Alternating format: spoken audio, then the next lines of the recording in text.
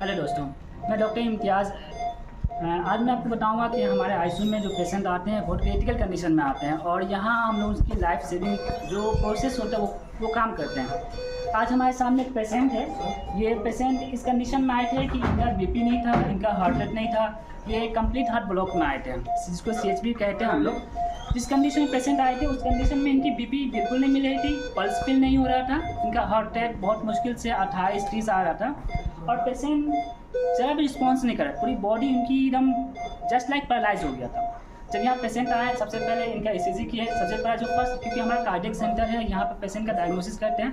First जो attempt करते हैं पहले हम ECG किए। ECG में पूरा फ्लैट लाइन आ रहा था, उसमें इनका जो उसकी जो रिदम है वो ब्रेडिकार्डिया में थी और ब्रेडिकार्डिया आने के साथ में इनका हार्ट रेट 28-30 आ रहा था। फर्स्ट ऑफ ऑल इनका जो प्रॉपर जो उस तरह इमीडिएटली जो ट्रीटमेंट होना था वो हम लोग ने इनके साथ किया। फिर इनके बीपी की दवा चलाएं और बीपी के साथ इनके हार्ट की दवा चलाएं।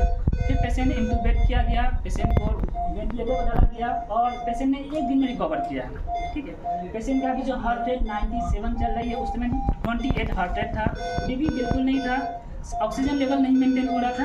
पेशेंट का अपना जो हार्ट रेट है वो वापस आ गया। इमीडिएटली जो पेशेंट की जो कंडीशन थी उस दौरान पेशेंट को पेसमेकर लगाया गया, टेम्पोररी पेसमेकर, जो अभी हम लोग रिमूव कर दिए। ठीक है, यहाँ से हम लोग पाँव में यहाँ पेसमेकर लगाते हैं, जो यहाँ से लगा हुआ था अभी पेसमेकर को हम लोग रिमूव कर दिए। पेशेंट काफ़ी अच्छी कंडीशन में अभी है और अभी पेशेंट रिस्पॉन्स भी कर रहा है। बाबा क्या नाम है आपका? जी, अभी कैसी कंडीशन है आपकी?